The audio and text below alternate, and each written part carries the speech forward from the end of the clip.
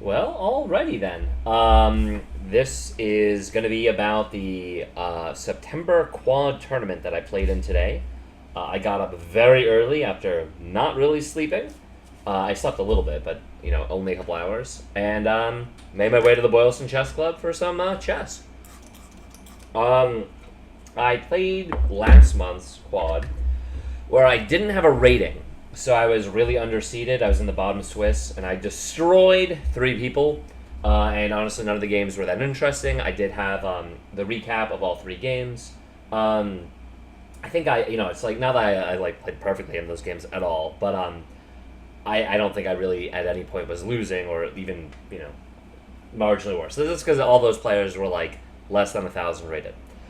This quad, I think I'm overrated right now. Maybe it's accurate or maybe it's overrated, but I came in at 1579 and I actually got up paired. So I think my average opponent today, the three opponents were roughly 1,600 equal. And yeah, the tournament went a little differently. So let me provide a little context, and I'm going to use this video to go over two games because I'm going to talk about drama from the first one. So here we go. So on Friday night, and you all might be thinking, damn, Robert's playing a lot at the chess club. And that is true. Lately, I've really been playing a lot. Is that there was the Friday night Blitz. And I have yet to play Blitz over the board. Other than I had that story about playing Doc, which was pretty interesting and entertaining. But that's a whole nother story or video. Who knows if I'll get into it. Maybe I mentioned in another one. I think I did. But neither here nor there. Anyway, I was really excited because the tournament was incredibly strong, the Friday Night Blitz, and my round one opponent was a 2,200 plus national master who just moved from Connecticut to Boston, and as black, I beat him. And this is a big deal for me because the tournament was like average 2,000 rated or so, and I know that these players are better than me. Like, I do know that. Online, again, I mean, you can probably see here, I'm actually kind of curious. My stats currently, I'm like 1,800 rapid, 600 bullets, 700 blitz, things like that. And over the board, I'm probably weaker or whatnot. But like I know I'm a pretty good blitz player, but relative to like an NM, and for the record, at 1,700, sometimes you get up paired. I have played title players before, but it's very rare. And way back on ICC. I actually did beat an IM once. That was my best win of my career. And I beat a WIM once as well. But those are literally the two wins. So in person, like the first time I played an NM and I beat him, I was like on cloud nine. My goal for the tournament was so high rated was just to like at least not have 0 points. And yeah, I got that win. Unfortunately, I then went on to lose 8 of the next 9, including I had a totally won position against 1,800 and I fucked up and I got into a stalemate. I flagged in a few games because it was 5-0 and I'm used to 3-2 with an increment. I mostly play 3-2, although lately I'm going to now probably play 5-0. Anyway, that's the context leading into all this, which is to say I was super excited about that win. The rest of the Blitz tournament didn't really go my way. I still finished in last place. I was the lowest rated player there, which is crazy to me. Not that I'm like this great player, but I don't think I should ever be the lowest rated player. You know what I mean? Like a random Blitz tournament, like give me a break. Anyway, so enter today. My plan was to try to play well, try to have fun. Now, I'm not going to show game one because for two reasons. The first is there was drama. The second one is I was still waking up. Like, I had only slept a little bit. I was literally drinking black coffee at the table. I don't even like black coffee. I like half and half. And I blundered a piece in the opening. It was really bad. And I played out a little bit from there, but like the game is not that entertaining, and a little drama happened. And the second reason is basically I have had only good experiences with the people at the Bolyston Chess Club. That is to say, every one of my other opponents, 20 games or so. Actually, counting the Blitz tournament, there were 12 games total. Though it's a double round robin, blah blah blah blah, and I got to buy one round. So anyway, the point is. I've played at least 20 different people, and I've chatted with and talked to and met people that I haven't played with as well.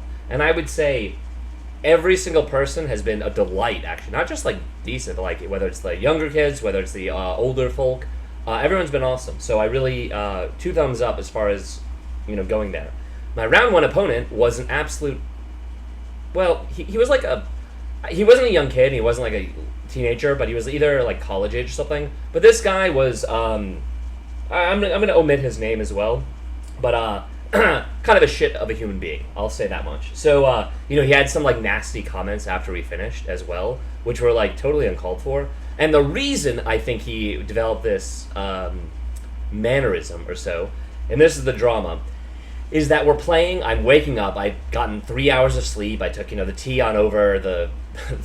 I was there early actually, which is I guess my style now. And the round didn't start till like 15 minutes late. I was drinking the black coffee, and then I blunder the piece where I'm like rubbing my eyes at the board and I'm feeling like an idiot. And honestly, it was probably a resignable position, but I wanted to play on because I was so tired. I thought I would just use it as like a warm up game just to get like the thinking juices going and waking up. And literally to my amazement, like 2 moves later, he makes an illegal move.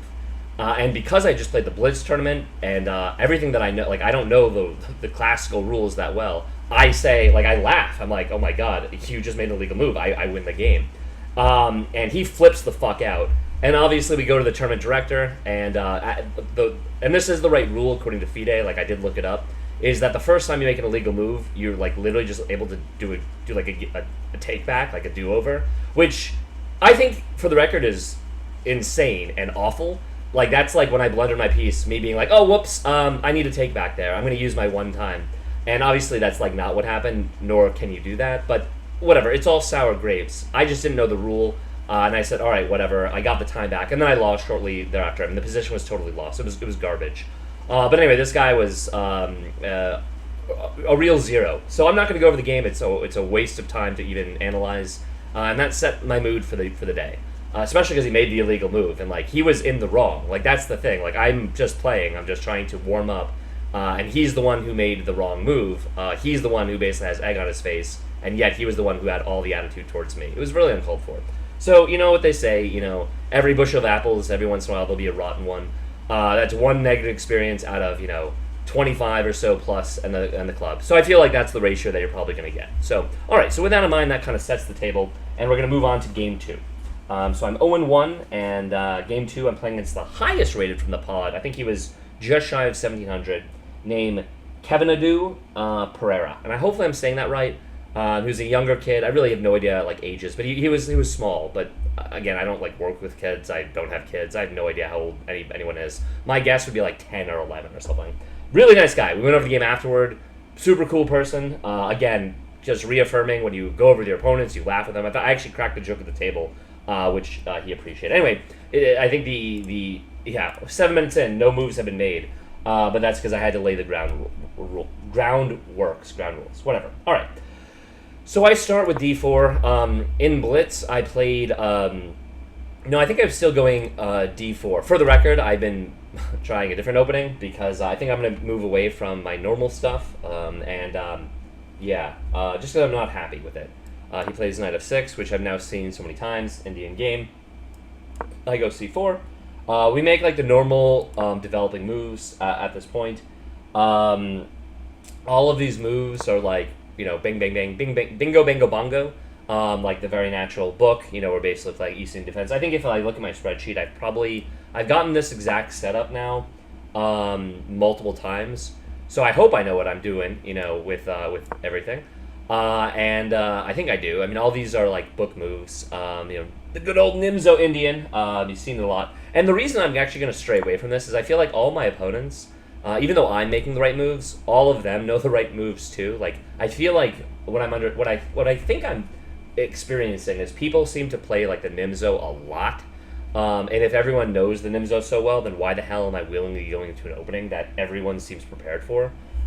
Makes no sense. I feel like it's just bad strategy. Anyway, I play e3.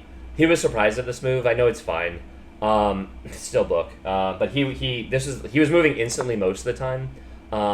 He moved fast in general. He got a bit. This game he got a time edge. Again, every young kid always gets a time edge. But anyway, this is just the normal line. Knight f3 is the line on my part. So we're just banging out theory. I'm not even gonna talk about these moves because I feel like if you look at good old Rogozin. I actually play this as black sometimes. I get this position as black a lot too. That this is all book and known. A3. I play A3. All right, I'm exhausted, but I'm glad at least I am playing the right moves. He takes. I'm supposed to go bishop takes. Yep, I went bishop takes. Good. All right. And so far, my opponent and I are playing perfect moves. He goes C takes. I go E takes. Apparently, actually, knight takes is better. I guess all the... Huh. I thought I was supposed to... Okay, well, here you go. I made a mistake here. I thought I was supposed to go into the isolated queen pawn and play around that in this setup, but... Alright, well... it looks like of the 4 captures, that is the worst capture. But that's what I did. Alright. So then that's a mistake. I'll have to flag that. And here we go. And if that's where we break book from the Rogozin, and that's something I'll need to highlight, because I didn't know. I thought I was supposed to go into the queen's pawn here and fight around it. But whatever. He now goes d-take. Wait, really? He goes d-takes? No way. He plays knight e4. Thank you. Alright. And... yeah, and with knight e4, I go bishop d3.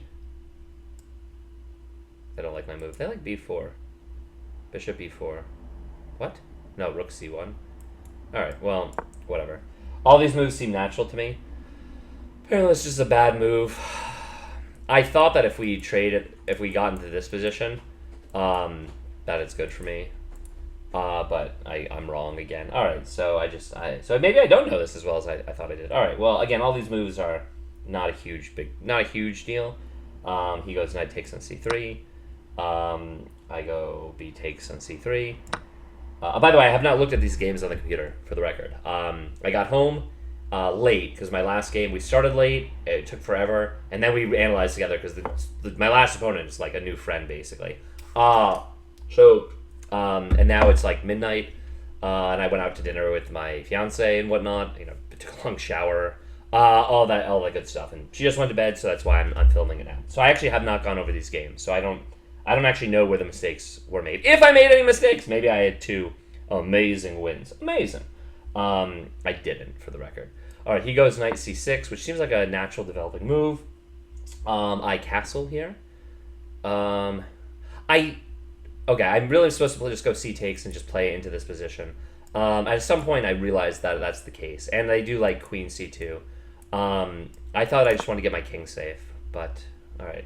Yeah, he's supposed to take, and at this point, like takes. I actually no longer like this position for me, because I thought that I'd be running my light square bishop into the connected pawns, like the formation. But so I actually didn't want him to take any longer, and so I was planning to take next move, and he goes bishop to d7, just a normal developing move, and now is where I take, which is the top line. Good. All right. Cool. All right. That was what I was considering. Nonetheless, I take, and the reason I took now, I think, is because he's not basically his bishop is bad. So that's what I like. Oh, that's right. I waited for him to move his bishop, and then I took, because then if he took again and then relocated his bishop, he'd be down a tempo, and it would give me an extra tempo where I could develop on this diagonal. Yeah. Okay, that's what I was going. That was what was going through my mind. I'm glad to see it's correct. All right, he goes e takes, of course, and now I play queen c2, which is up there. The idea is getting my queen developed, pose a threat, maybe prepare like a c4 line. I'm gonna swing my rooks in and whatnot. Yeah, all of these queen moves are like identical and good. All right, cool.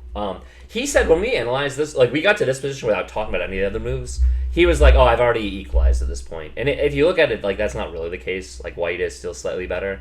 You know what I mean? But like, and I've played around with these type of positions long enough that I know with the 2 pawns here, and the potential good outpost for the knight.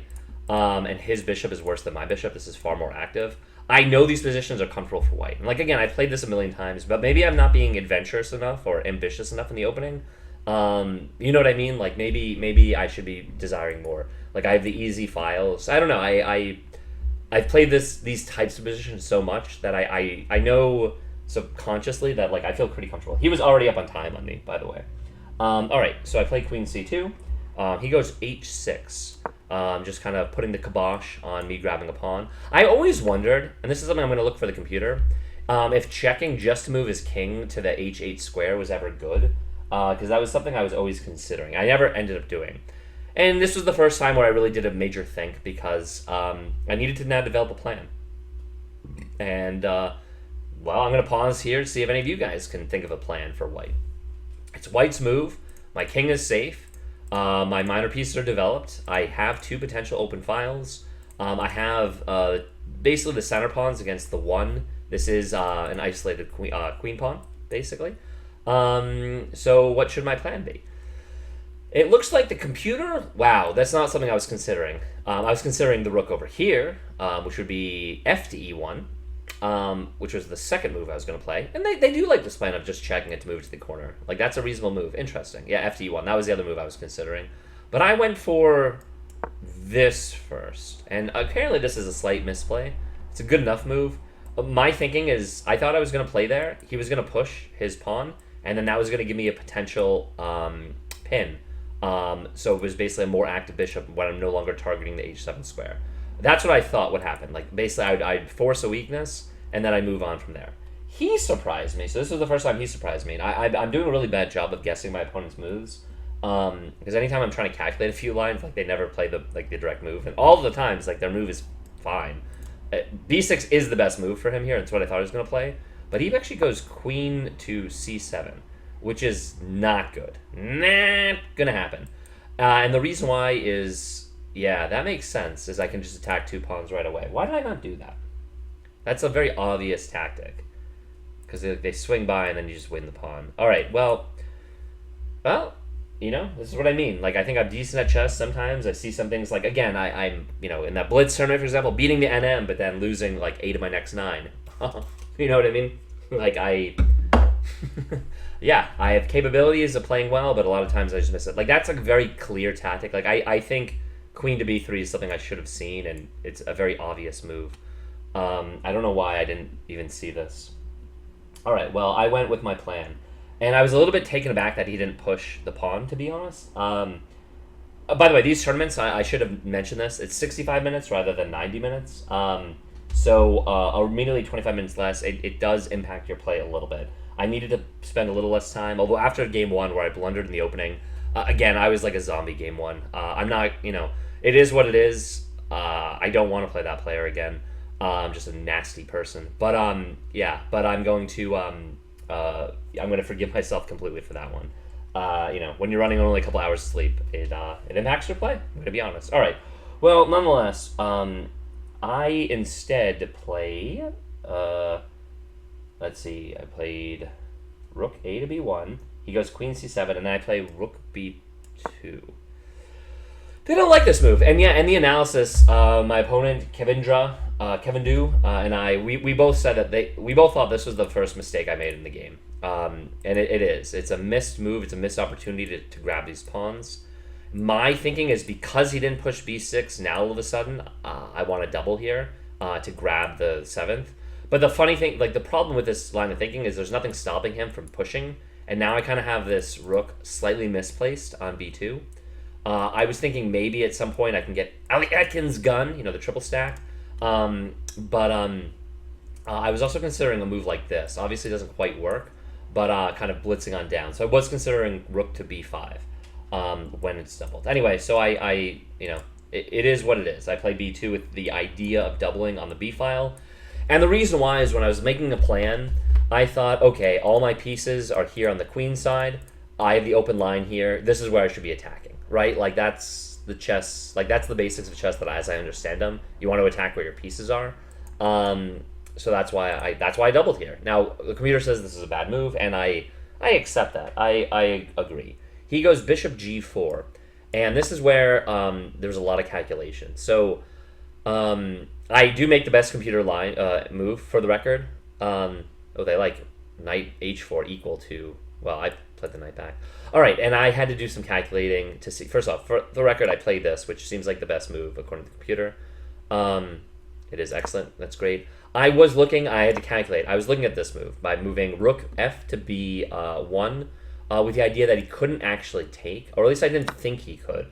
We both talked about this after the game, and both of us, he was a funny kid too. I was like, I didn't want any part of this. And he's like, I didn't want any part of this. And we were both like, we both didn't want any part of this. We thought that this would be kind of wild and crazy.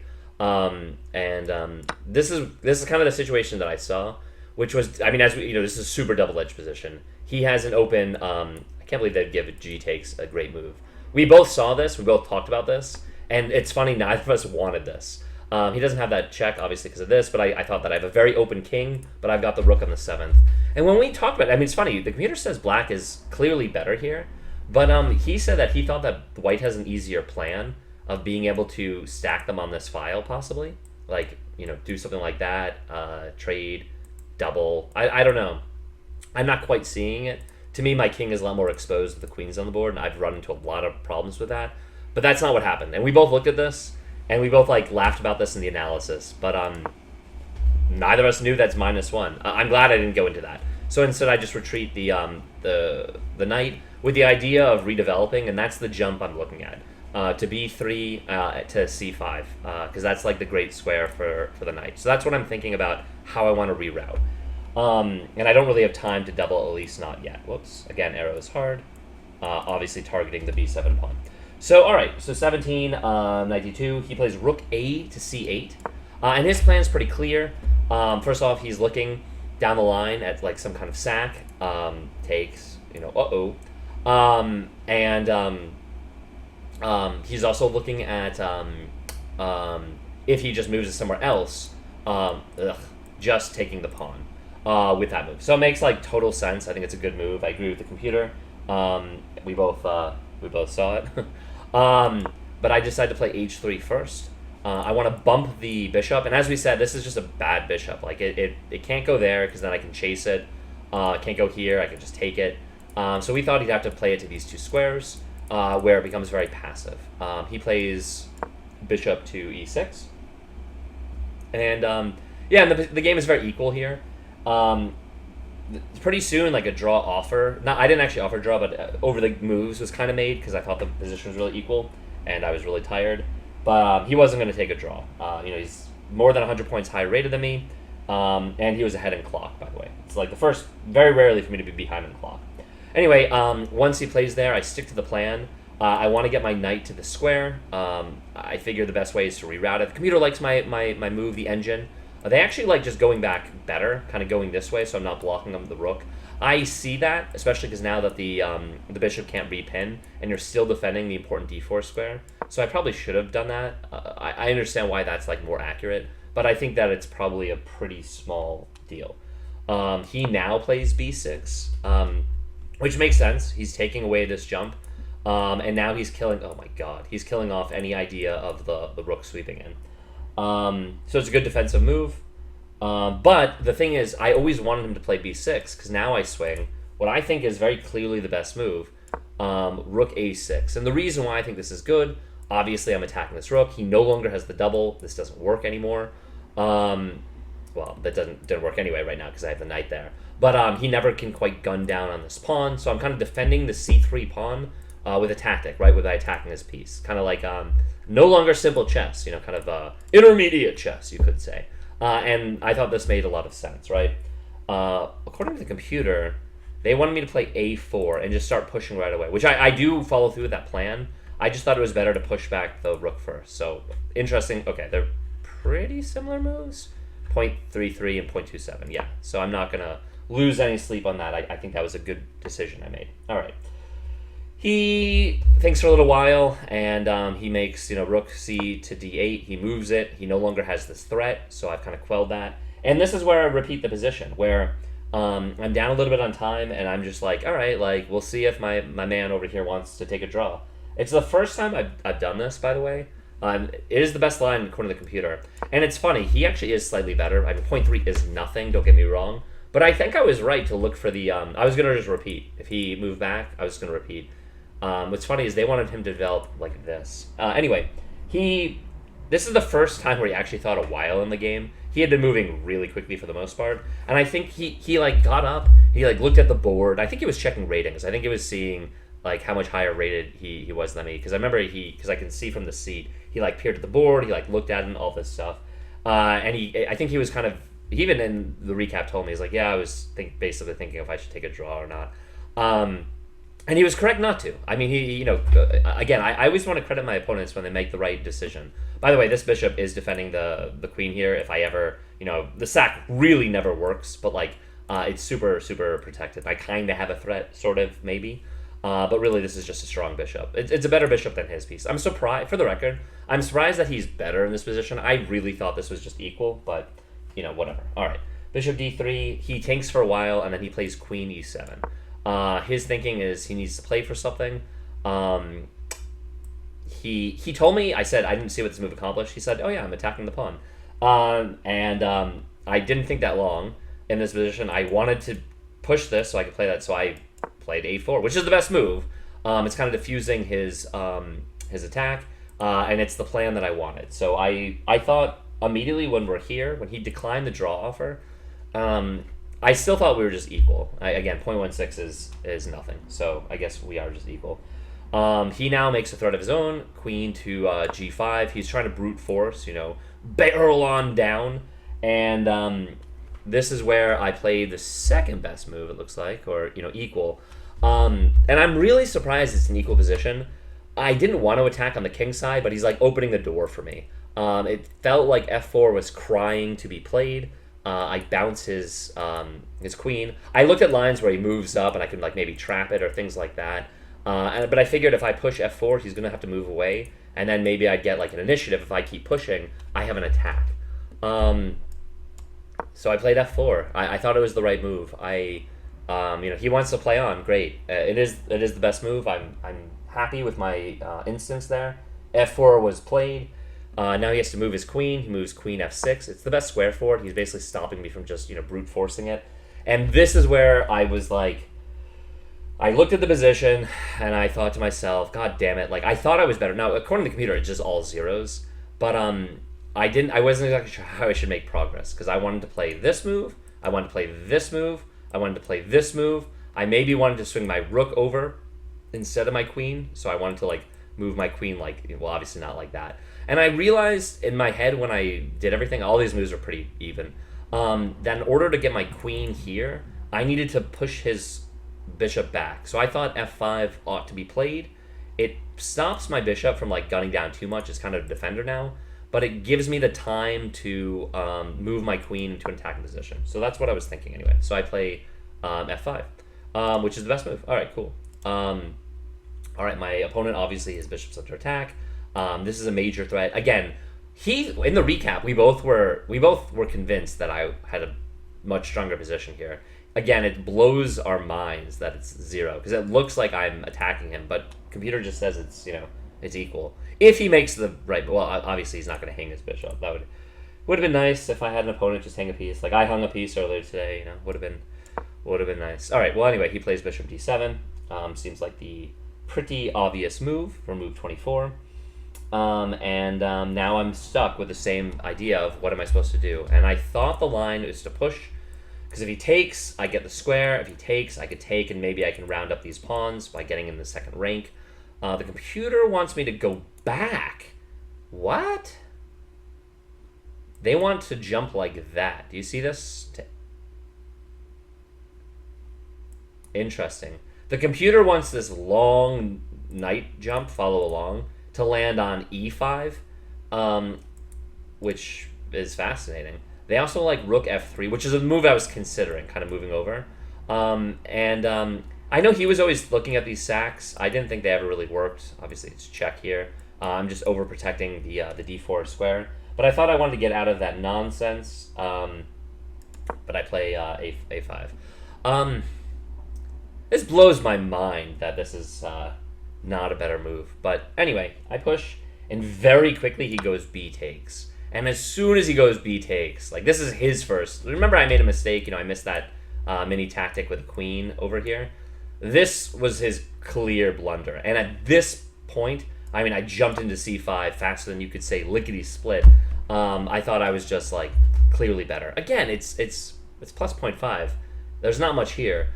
But I thought that I was coming in with my rook, and I just have a really strong attack. I don't care about these pawns. I'll probably win them anyway at some point. But this knight is dominant. I have the threat of f6 lurking. And yeah. Anyway. And this was the second time he took a long think. And I think he realized at this point that he messed up. And I thought he found the best move. Apparently the best move is to just play... Fascinating. That's such a computer move. Ignore everything and just take the file. Maybe it's not even a computer move, but yeah, that's the best move. He plays the second best move, which I thought was a great move. Because computer still gives it Eckstut because it's taking away my clear plan. I want to swing that rook to b7, so I have this attack. And he stops that. He's still bearing down on this. It's defended. My knight doesn't have these jumps, even though it's a good knight on this outpost. So I thought this, like, I didn't see this originally. So I thought this was a really nice move. Like, really good. Well played by my opponent. And now I'm still, I just bit my tongue. So now I'm still kind of figuring out how to get my pieces in the attack, and I know it's got to be something like this. And I think he's always thinking about sacks and stuff, especially with this over here. So I do the simple plan, which is still good. All right, I'm feeling pretty good about myself. And from this position, move 27, I play queen f2. The computer likes it. I feel, pretty good about this. The idea, of course, is I can maybe, come in. I was thinking at some point I would play g4 and just have a strong, maybe roll the pawns forward. Yeah, and now here he plays rook f to e8, which makes sense. This is a very passive rook on f8. He's now owning the file, and he's basically saying, like, all right, where's the attack?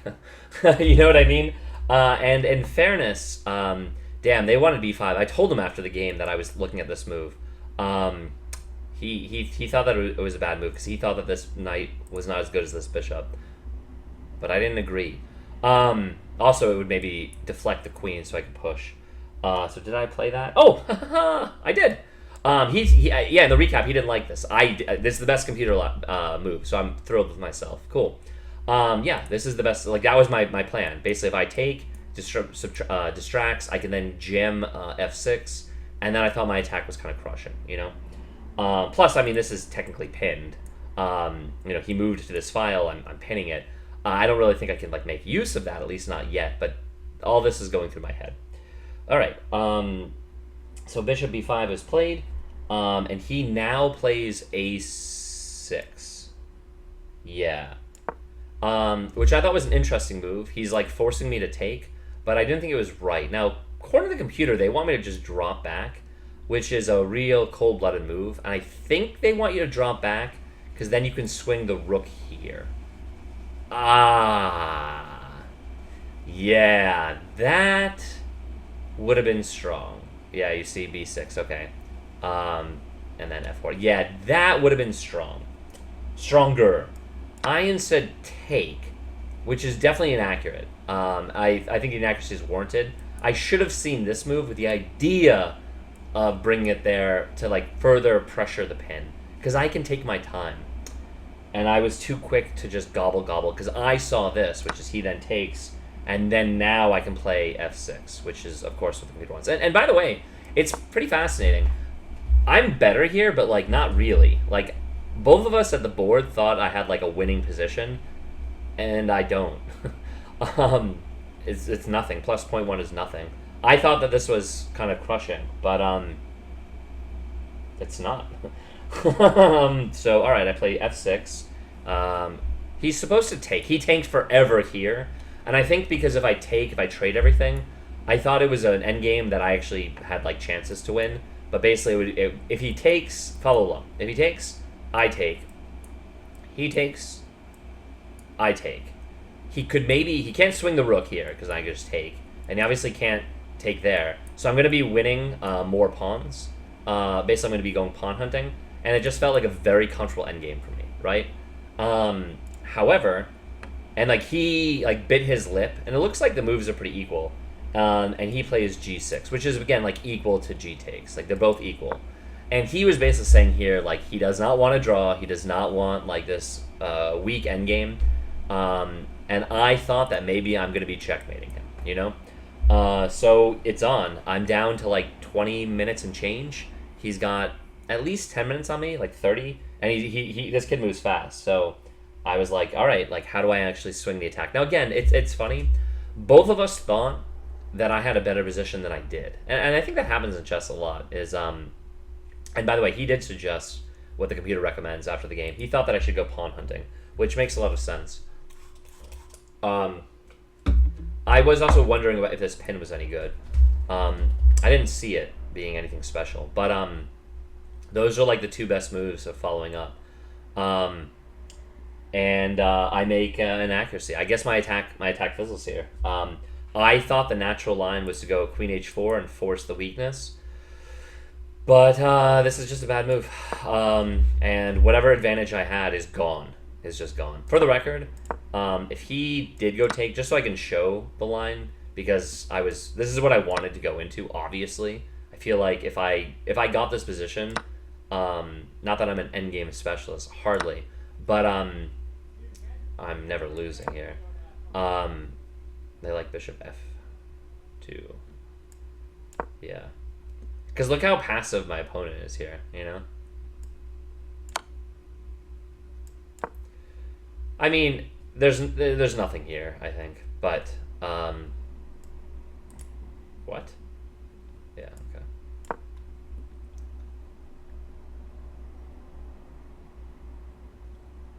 A long reroute.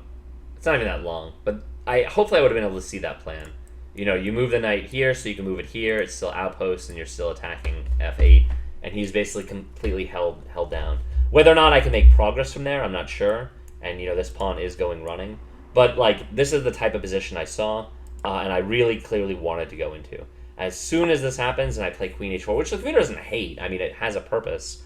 The problem is if he finds these moves, which are not hard to find, I have nothing. And unfortunately, I was also low on time. And the other thing as well is psychological factor. I assume that I should be looking for the win here. Like, we both thought that I had the better position. Like, this pawn is really strong. I perhaps have like some kind of mating net. This is a really nasty knight. If I could ever swing my rook in, yeah. So we'll see what happens. I mean, hey, maybe I get him in the end, right? All right, queen h4. He plays king h7, which is the best move. And the problem is it's not so easy for me to make progress here. They want me to play queen f4 or queen g3 or queen f2. Basically, some kind of queen move. And I don't. I blunder here. He said I shouldn't have allowed rook e3. And the problem is, in fairness, props to my opponent, when we did the recap, he didn't see this either. I saw push, and he'd have to push, like lock it up or so. And we both missed the fact that if I push, he's attacking this pawn. And once that falls, you know, it's curtains for Babo. So I played g4 with the intention of g5. And unfortunately, with rook e3 now played, yeah, it's a great move. And all of a sudden, he's like holding steady. Again, I'm getting kind of lower on time. Neither of us missed the fact that he's got this great defense, and I push g5. Now, of course, if he doesn't have that, then, you know, actually, he's still doing fine with h5. So maybe I'm wrong. I thought that maybe I'd swing up, you know, but yeah. And unfortunately, he finds it not immediately, because we both, you know, in the aftermath, he was like, yeah, I didn't see this originally. And I said, yeah, I didn't see this either. And I knew once this is played, my attack is dead, and I'm down a bunch of pawns.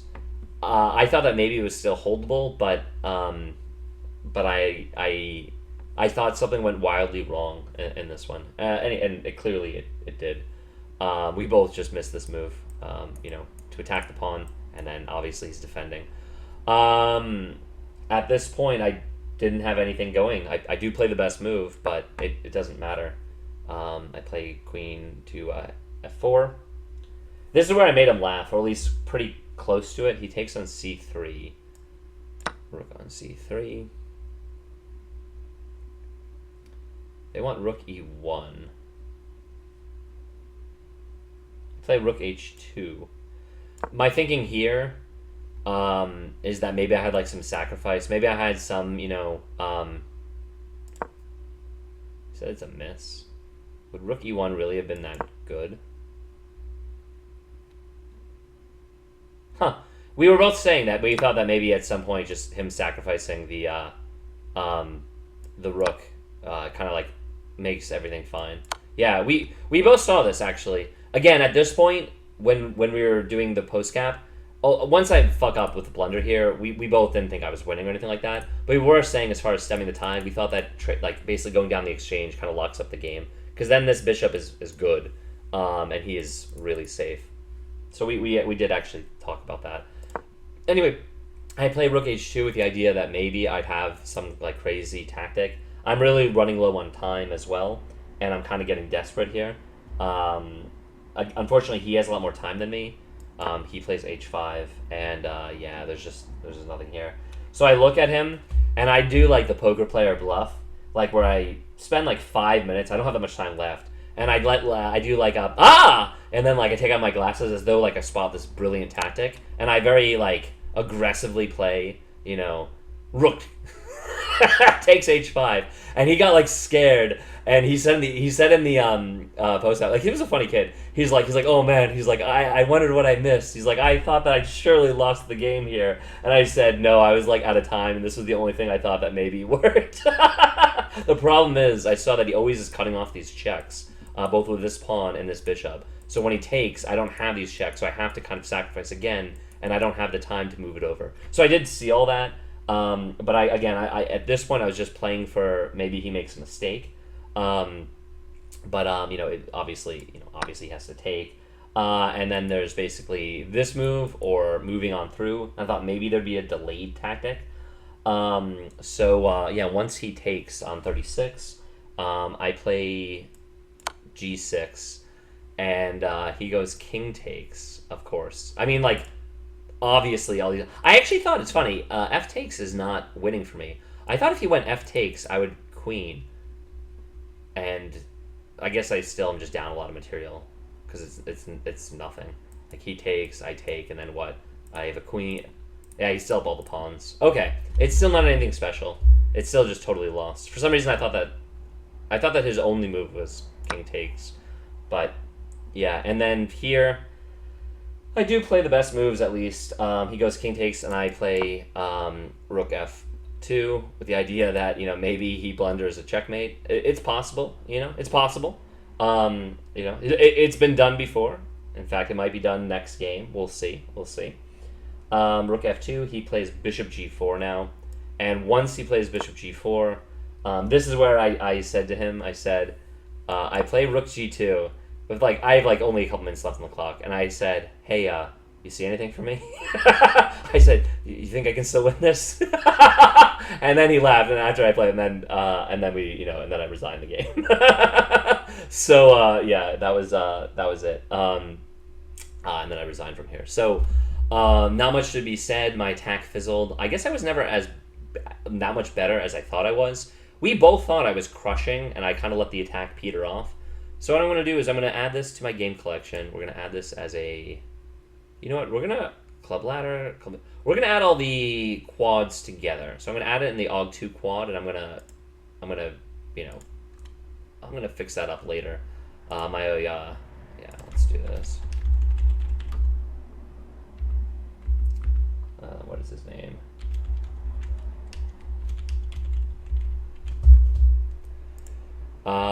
Anyway, so I lost. Is what it is.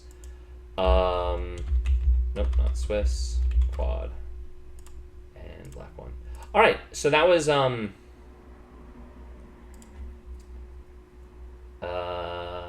do this. Yeah, I'm gonna have to go through August 2 quad. I'm just gonna rename this the quad. I'll fix that up later. Alright, let's just do a very quick review. In this game, it was, holy moly, my opponent played 93% accuracy. Wow. Okay. Holy shit. Okay.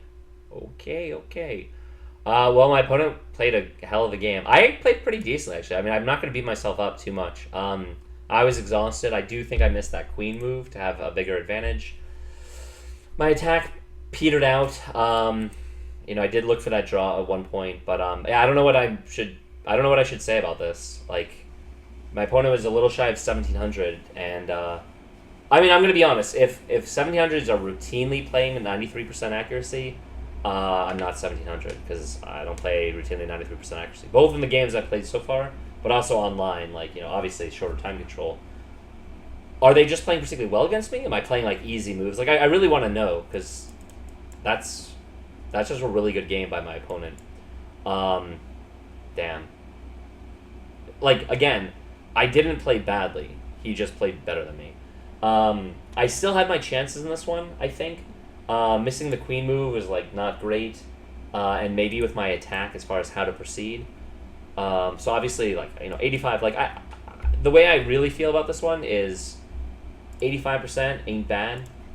I think as far as my overall accuracy in games, this is slightly below what I've been averaging, but only slightly. So like yeah, good game. All right, and this was the second game. So I was 0-2 at this point, which was a bummer because yeah, I don't think there's more to go over. I think I covered a lot of the stuff. Let's go to a new game. And yeah, and so in the third and final game, I'm playing against I'm gonna say his name wrong. He just told me to call him Zane. Zane Jafri, who's in my section for this month's tournament. I'll probably play him towards the end of the month. And first off, I think this dude's awesome. So hopefully a new friend. And again, we chatted for a while. In fact, Joseph, my very first opponent ever, came and watched. They're friends. And so when we did the recap, the three of us did it together, which was also like, it's always more fun when you add, more friends involved, like, breaking down a match and everything. And, yeah, basically, what can I say? We had back and forth time. His rating is incredibly similar to mine, by the way. The other two opponents were, 100 points higher than me. This guy was actually slightly lower rated, although after today with my performance, he'll certainly be higher rated than me. So, found out this guy recently moved from New York to attend a grad studies program in philosophy. Seems like we've got similar philosophy too, which is awesome. And away we shall go. So, let's just get into it. I don't think there's too many personal anecdotes I really need to point out.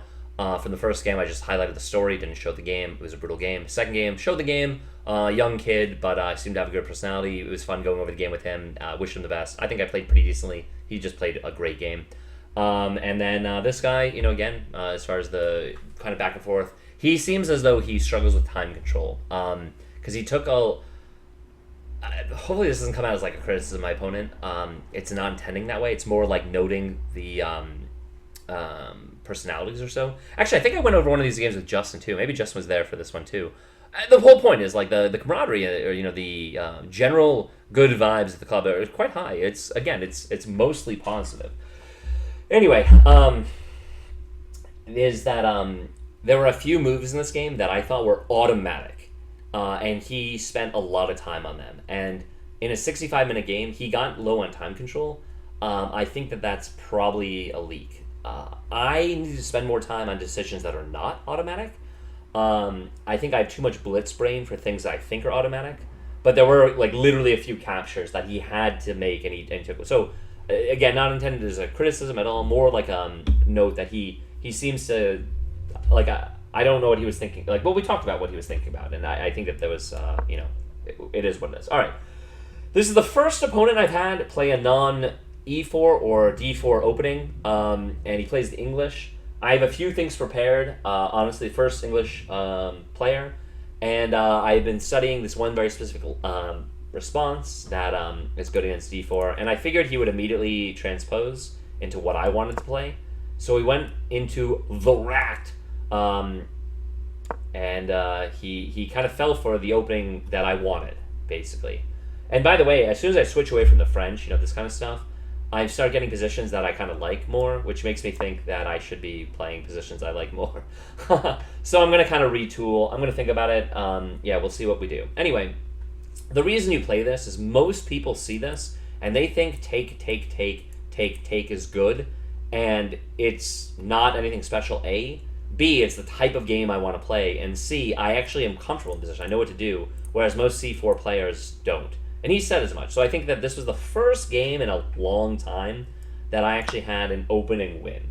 And not to say that I was like, crushing, but basically that we are exactly where I want my opponent.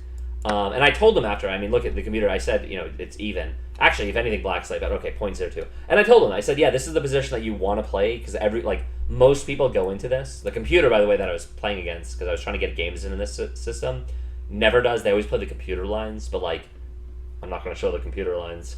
So I played a lot against the computer lines, and the problem is I should have been more prepared in this setup, because this is what most people do. When I've been playing this online the past 2 days, almost everyone has been doing this, because they all think from white, oh, my opponent can't castle, I'm better.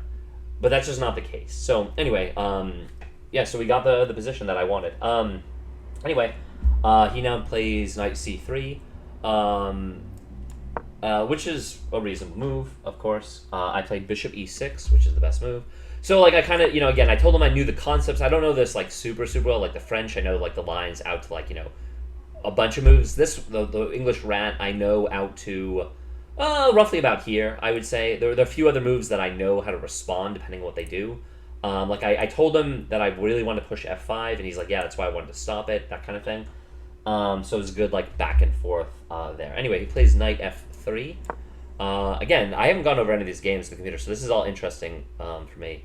Oh, okay, look. And he plays knight f3. I play knight c6. It's the third best move. Apparently I should play f6 first. I play that next.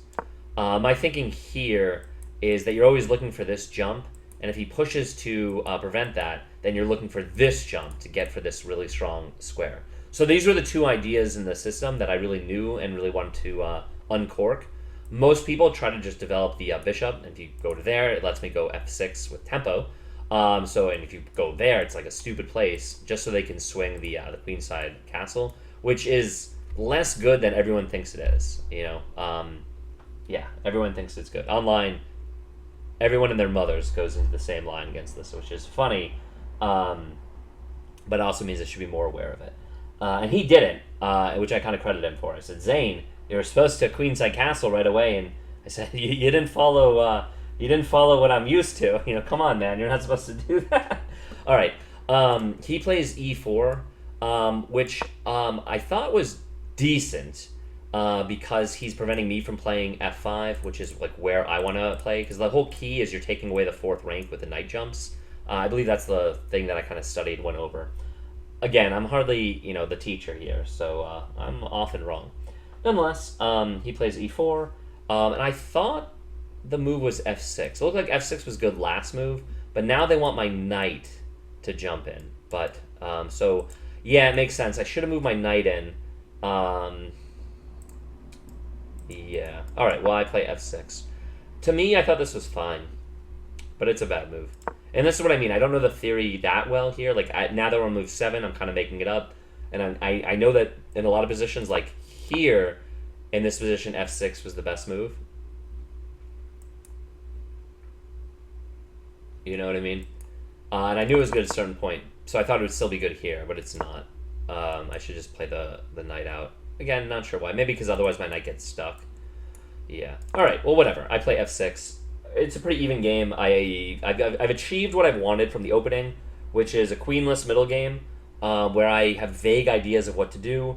My opponent was taken out of what he wanted to do with the c4, and I think it's a very playable position for black. So, and I know kind of what I'm shooting for. So this is kind of what I'm aiming for. All right. He plays bishop e3. Which is it's the best move of the edition. It's crying out to be played. You want to develop this piece. It's a good square because you're not blocking in the pawn anymore. You've got open scope. Blah blah blah blah blah. Yeah. Blah blah blah blah blah blah blah blah blah. Wow, they want to reroute. Well, I'm gonna be honest, guys. Was not thinking about that move. Was thinking about this one because he just moved his bishop. He moved again, and it looks good. But then I get the active play. I was thinking about knight h6. a5. I know that a5 you're supposed to push in some lines as well. What do I do instead? I go bishop d6, which is definitely a mistake. What was I thinking with this move? I was thinking... Oh, I wanted to play my bishop here, but I thought then he would castle, and then my bishop was going to get stuck here, because he could then move his knight. And I knew that in this, like the other concept that I was aware of is I wanted a pawn on c6 to take these jumps away from the knight.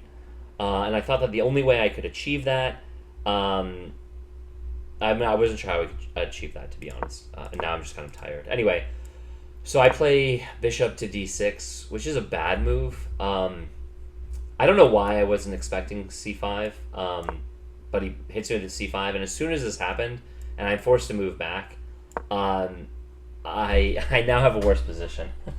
And I think to myself, fuck, I messed this up. And I did mess this up. And this is the third game of the day.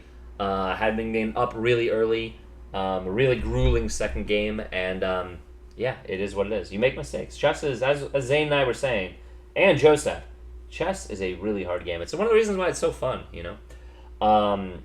Anyway, so I play, he plays c5, I play bishop e7, now he goes bishop b5. And here I was thinking to myself, all right, I played the best move, all right, good. I was now kind of salivating, because online, people love to double pawns. And I always wanted a pawn on c6, so I thought to myself, oh my god, he might do what I wanted him to do. Now, I was looking at like these kind of jumps and whatnot, but this is being defended right now. So I thought the best line is just get away from his check, move my king. Hopefully he takes, I take, and then I have active play where I swing my rook to b8. And I thought I already achieved equality. Now I haven't. It looks like it's still a good position for him, but I felt it in my body and my heart that I had already achieved equality. Again, not the case. And this is what I mean. He spent like a long time calculating in this position, and I actually understand why. He ends up playing a3, but the reason why he spends so long calculating, I think this is a good thing for me to do, is there's so many options for him, and they're all pretty equal. Like he can castle, he can swing, he can take. That it's really unclear what the best move is. And I thought my plan was kind of easy. Like, if he takes, I get this. If he doesn't, I can develop. Same deal. Kind of the knights to the rim, they might not be so dim. That kind of thing. All right. Anyway, and he plays a3. It makes sense, because one line is I was always looking at this jump, because it's not pinned to anything. It takes it away. But as soon as he does, remember the concept I'm looking at is like here to here. So that's what I do. Very quickly, I saw this, and I thought that this was good for me. I play knight to... what did I play? Knight d2? What? Oh, I'm black. Okay. I'm like, what? I play knight a5. And the idea is pretty simple. I want to jump in here, kind of mess with his structure. I thought if he ignores, oh, look at that, I'm going to be winning a pawn. That's exactly where I want it. Life is good. And I felt very comfortable here. Again, he actually has the better position. But, yeah. By the way, this looks like it's going to be a long video, everybody. But that's because I'm putting 2 games into one. All right. He now plays knight to d2, which I think is a great move. It is the best move in the position. And here, my friends, I play a blunder. And, yeah. I'm thinking, if I play this now, he takes, I take, it's whatever. I can't move here, he's defending. But I was thinking, alright, if he plays b4, I just, hey, I always have this move, right? Like, I can always play, can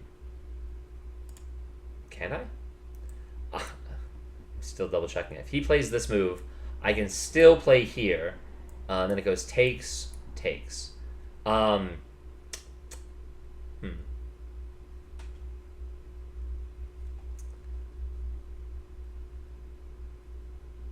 But it doesn't work. It just simply doesn't work. Because, at least not yet. So I didn't think I needed to move my, knight yet, because I thought that if he ever plays that, I can move my knight here.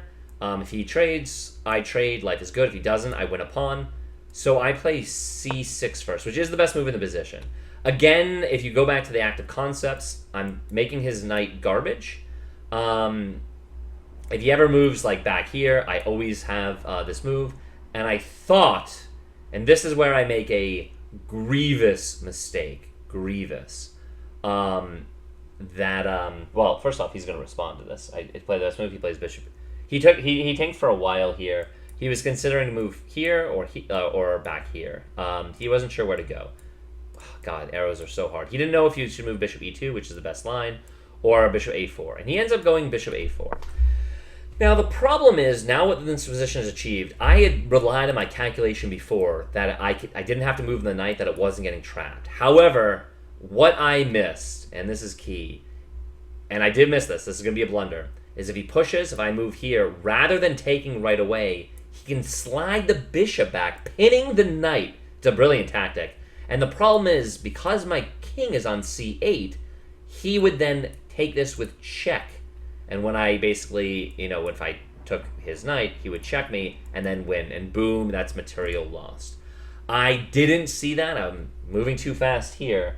And I think to myself, oh, la-di-da, I'm going to escape with my bishop. Life is good. I've got the pawn where I want it. I'm going to get my king out here and I'm going to develop with the rook. Let's get the other knight into the game. I've got these nice jumps. If he takes, then I have another line to attack. And I'm thinking to myself, life is good, life is grand, life is great. And I blitz out knight h6. And as soon as I do, he slams. It's the only move he played immediately. And he slams b4. And I think to myself, oh, Robert, you did it again. You're going to go 0-3 in this tournament. You fucking suck. I was thinking it's just not my day. It is what it is. So I think about counterplay, and I know that these moves lose. Like there's nothing to it. So the only line I saw was what the computer recommends. Is I saw if I play my knight out here, and I can basically exchange it. He'd have the double pawns, and after the take here, I'd be able to win a pawn. And then I'd have active bishops, a decent pawn structure, but he'd have a piece. We both agree that there is definitely some compensation, but of course it's losing. And this is what I mean. In this position, now it's funny, yeah, in this position you should just take b takes. After the game he said he was thinking about knight c2. Excuse me, knight d1. What? Alright, I will say this. He spent like at least 10 minutes and he eventually took, which again I just thought was like the obvious move. But in retrospect he was thinking about playing the knight here. Yeah, it doesn't work actually here, because then I can actually play b5, and then takes. I can retreat. Interesting. Yeah, that's why it doesn't work. He said he was considering this one, because he saw if I take this immediately, he can take back with the knight. But the problem is, I mean, I'm going to be honest, this is really bad for black. This is still pretty bad. Like, I have the pieces, but he's up a lot of pawns. Alright, well, whatever. That's not what happened. So he went into this. I take. And this is the line I calculated. I have a nice time edge. And I'm thinking to myself, okay, like, I'm worse here. There's a little bit of compensation. Like, it is what it is. I keep fucking up. It's just not my day of chess. It is what it is. He immediately goes bishop e2, knight e2, which is the best line. He's just activating his king, centralizing it. He has all these lines for his rooks, and I'm going to be honest. I am clearly worse. I'm in a lot of trouble here. I thought the best thing to do was to activate my rook, kind of get into the game. And my friend Zane, who is awesome, like love this guy. Immediately decides that he needs to give me back some material, and I am very, very thankful for that. So what happens is, rook d8, he plays bishop b3, and wow, the computer immediately just goes to even. And as soon as he plays this, I mean, when I was in this position, I was looking at these checks. Like, the idea for putting my rook here is I thought that maybe there'd be some lines where I'd be able to check his king and kind of deflect it away from the knight. He said he would just like block or something like that. But I thought I had some active counterplay, to be honest. But he makes it really easy for me, and he just plays bishop b3. And as soon as he does this, obviously I see the attack right away. I still do consider if this is actually the better line, but I play it. I see the tactic, and I looked at him. Oh, they give me a brilliant. All right. And he was such a nice guy. Like when I trapped my own knight, he was like apologetic, and then when he hung this, I was apologetic. Like it was a nice back and forth. And yeah, once he takes, then I take on b3, and it's game on. It's funny. After the game, we were really curious about whose position was. But obviously, before he blunders the piece, he's clearly winning. We both thought that 1, 2, 3, 4, 5, 6, 7, 1, 2, 3, 4, 5, 6. But he's got terrible pawn islands, and I've got the bishop pair. We both thought that black was better here. According to the computer best play, white is still slightly better with the having the two rooks. But yeah, I mean, conceptually, once this is made, I am like the momentum. It's swung back to me. I've got an advantage on the clock. I feel like I'm. I mean, better is a strong word. We both. I don't know. We both. I would actually prefer to play black from this position, to be completely honest. But it's a pretty even game. And again, we've been swinging back and forth, swinging Free Willy style. All right, I play bishop takes on b3. He now goes rook h to c1. And when this happened, why didn't I do that?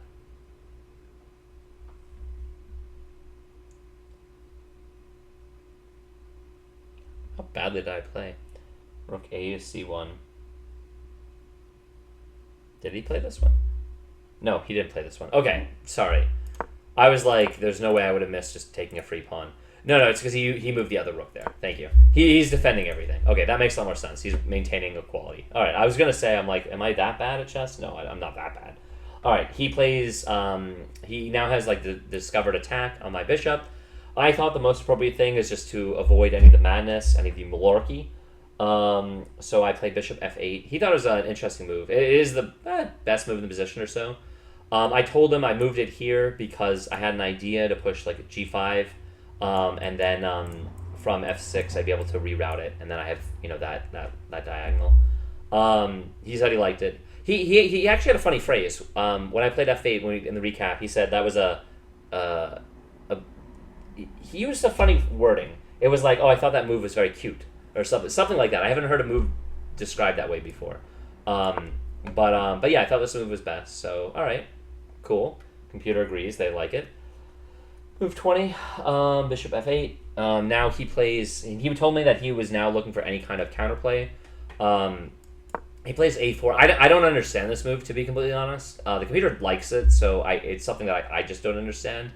And he told me he just didn't want this bishop to have a target, and it freed him to move the bishop. It freed him to move the rook, which I guess makes sense. I did see lines where like just running the pawn train down and like softening me up. I thought that's what he intended. So when he played that, I tank, and I want to like run my king, because obviously he's got these moves, which because of the pin, kind of paralyzes my king. I never wanted to take his knight with my bishop because it fixes his pawns. I thought if he takes and then pushes e4, he's clearly better because he'd have a clamp on the center. So I was going to avoid that at all costs. So I thought I needed to break this this awful potential pin. And I also kind of wanted to get my bishop out of the way. But I also then saw, was worried about, if I ignore this threat and he pushes, I can't, if he takes, I can't take, because then, boom, I will lose this bishop. And if I push, he's got to move like that. And he's just like opening up the position around my king. So I thought the best solution was to play a5, which is a bad move, apparently. It's just a mistake. I also thought in some lines it was taking away this jump, because obviously the pin now at least I can take. So apparently this is just a bad move. But that is what was going through my head. I wanted to run with my king, which is also not the right move. The computer wants me to just play the calm, cool, collected bishop f7. Out of curiosity, what am I supposed to do against this? I now play d8, and now I just run with the king. Yeah. And he just moves back. All right, interesting. So this is a blunder, a6. It's why I played it, for the record, but I thought that him pushing the pawns was kind of like scary for me. He plays rook a to b1, so now he's attacking. Obviously, I'm not threatening this. Apparently, this is a miss. Knight d5. Is knight d5 so good here? Okay, they say that I have to just take, because if I run now, bad stuff happens to me or something like that. Yeah, I just thought this was bad for me, though.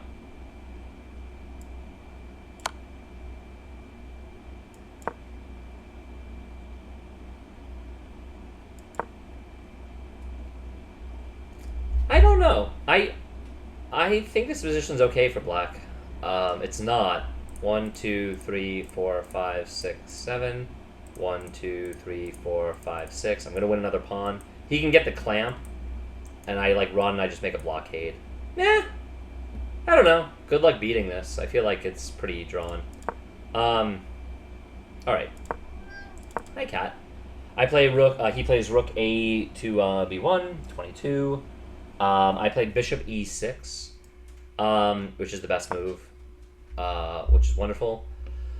I'm just looking for the activity. I wanted to get it away from this this knight check. He now plays knight d5, which is the best move.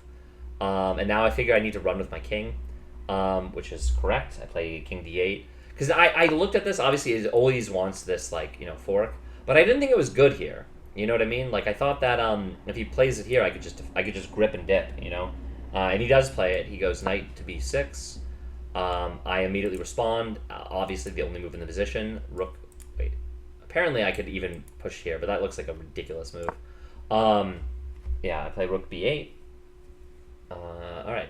And from here, yeah, I saw this position. Computer says it's basically even, but clearly it's very double-edged. I mean, it's a very, very unconventional position, that's for sure. He plays king e2. He's trying to free this. He's trying to free the file, and this is the point where I knew what was going to happen before it happened. I knew he was going to try to take the file, and I just, again, this is just weird. I just knew he was going to hang the tactic. Yeah, I don't know how I knew it. It's just it's weird. So I not that I did anything particular to encourage it. I thought he needed to play h3 first to support it, and that is the best line, h3, and then you can take the file. But my man Zane, super cool guy, plays it, and as soon as he does this, I look at him and I'm apologetic. I'm like, I'm sorry, dude. And obviously, I play this. I was intending on this the whole time, and he does he's really low on time. By the way, he's down to he finished the game with 6 minutes or something. He's definitely under 20 minutes at this point. I don't know exactly how low. I know I had a big time advantage. I finished with more than 25 minutes. But yeah, he did the thing with his hands in his face where he knows he's thrown the game, and I should win now. I should. It's been a really back and forth game, so you never know. All right, he plays to f2, and obviously, that's also just a bad move, which is interesting. Apparently, you're supposed to stay over there. I don't know why, but obviously, I take. Bishop takes on d1. He plays rook takes on d1, and then from here, I thought this was simple mop up, simple endgame. I want to trade off the rooks. I want to use the fact that my pawns are much nicer to my advantage, and yeah, it's pretty clear cut. Trade, and I'm just I'm gonna walk on in. He doesn't let me trade rooks, nor should he. He plays rook b1. He's defending the knight, I guess. And I thought that this is the best line. I mean, I take the second file. I thought that this was over. And unfortunately, I do a very good job of fighting when I'm behind, looking for counterplay and stuff. But I've been very bad at putting people away. And unfortunately, I locked it in my brain that this was now a one game. And that's so damn dangerous. So dangerous. He plays king f3. And I start thinking about what I'm supposed to do here. And I get too creative. I should probably just round up the pawns, to be honest. I should have brought my bishop in. But I think to myself, maybe I can set up a mating web here. So I push g5. To me, this makes sense. It's a bad move. But if he does something random, I push, he takes, I take, and then I don't know, yeah, I don't even know if this was so good, and I'd move back, get ready to win all his pawns. I just thought all his pawns were falling. You know what I mean? Like I thought that this was just like a clinical win. But unfortunately, he plays h3. They still just want me to play bishop c5, which is a very obvious move. Obviously zeroing down on that, maybe threatening to just trade off the pieces when I've got the pawn advantage. Like if I can trade this for this, and I can then swing my rook to defend this, and then move my king in, I am winning that endgame 100% of the time. The reason why is I have another pawn, yes, but more importantly, my structure, right? Like it's a passed pawn. And while he's trying to defend that, I will win all of his pawns. So I don't know why I complicated things for myself. Like I really wasn't thinking very well, and I feel terrible about it. I play h5, thinking that if I trade these pawns with the same plan of trading everything over here, it's really easy to round these two pawns up, and then I'm just going to win with a pawn. And I thought, again, this was just game over, but this is like shitty technique. He plays g4, and he said he thought I was going to play h4 and just lock it up, which is the best line. I play the second best one. I thought that this was more accurate because I didn't think he could come in with his king, but I don't know. Man, I just suck, I guess. Yeah. Well, I don't suck, but all right. I'm still winning. Still winning. And again, the computer still is saying, bro, play your bishop here, trade the pieces as like nowhere to go, and just like win easily. Like, why are you complicating it? And honestly, I don't know. I don't know why I'm complicating it. So, h takes. I play rook a2. And already, by the way, I'm throwing this game away. Like, it's just a total miss, because this is going to give him the counterplay. Why did I not play this? I thought if he does this, then I just play the c2. Yeah. Then it's just trapped.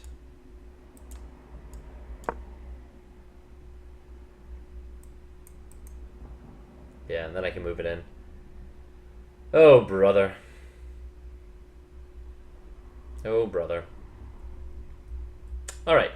Well, anyway, clearly that's what I should have done. Instead, I complicate it. I play rook a2, and already this is inaccurate, and I'm throwing it back to him. He immediately plays rook h1 for counterplay of his own, which is a miss. Okay, we're both not playing very well here. Really hard to find this move. Here to here. Not sure I understand that. Let's just say I do a random move like this. Oh, right. It's not so random, because then he can just take. So then...